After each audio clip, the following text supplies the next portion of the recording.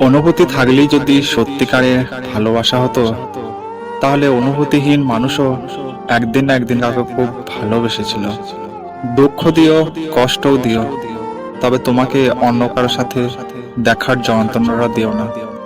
একজন থাক, কিন্তু সে শুধুই আমার হয়ে থাক। প্রচন্ড অভিমান নিয়ে কেউ ফিরে আসে না। অভিমান মানুষটাকে এতটাই নীরব করে দেয় যে তার ভালো মন্দের অনুভূতিটাই হারিয়ে যায়। সে সুন্দর কিনা জানি না, তবে এইটুকু জানি যে তাকে দেখলে আমার অদ্ভুত একটা মায়া লাগে, শান্তি লাগে।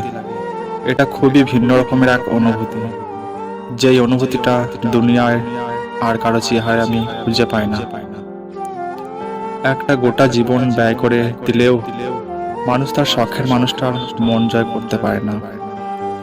কথিত আছে, জীবন থেকে কোনো কিছু হারিয়ে গেলে তা আবার কোনো না কোনো উপায়ে জীবনে ঠিকই ফিরে আসে। আচ্ছা, তাহলে জীবন থেকে হারিয়ে যাওয়া মানুষগুলো কি ফিরে আসে?